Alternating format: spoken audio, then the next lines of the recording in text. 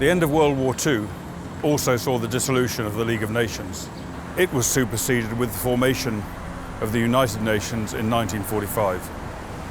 The Charter of the United Nations, which you are now signing, is a solid structure upon which we can build for a better world.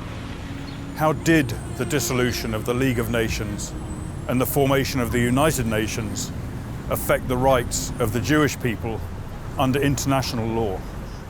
I want to turn to a final resolution of the Assembly of the League, which was adopted in April 17, 1946, at a time when the United Nations had already been established.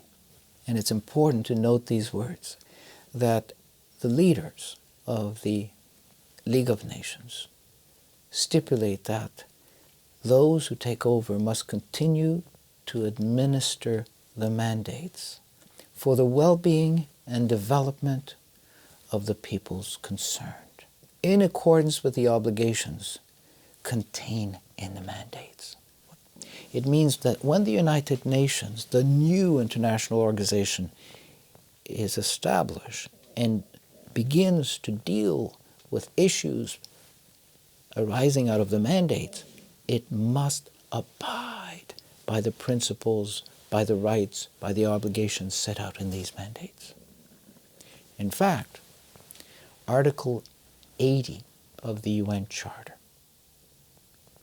which is an international treaty, which is a source of rights and obligations, specifies that all of the rights given to any people prior to the execution and ratification of the UN Charter are to be protected, observed, and honored. Article 80 of the UN Charter assumes the powers that were given to the League of Nations, so that anything that was decided under the League of Nations, such as the San Remo resolution, such as the mandate for Palestine, are still legally binding under the UN Charter. In the aftermath of World War II, the overwhelming majority of the hundreds of thousands of Jewish refugees in Europe who had survived Auschwitz and the other death camps wanted just one thing: to return to their ancestral homeland in what was then known as Palestine. But the British government, contrary to the terms of the mandate she had signed up to in 1922, kept the doors of what had been designated under international law as the Jewish homeland firmly closed.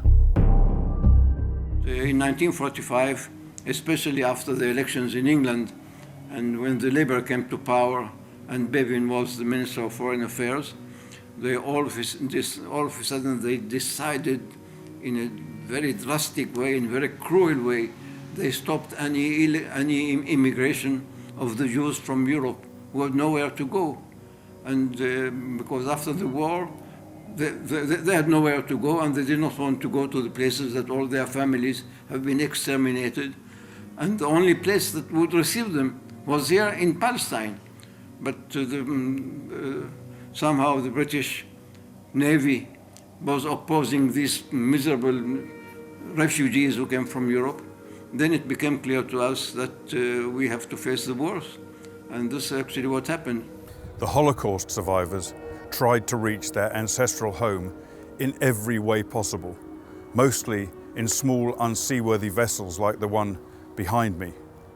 This is a memorial to more than 3,000 of them who drowned making that perilous journey. In the next episode of Whose Land, we expose Britain's comprehensive betrayal of the mandate and of the Jewish people.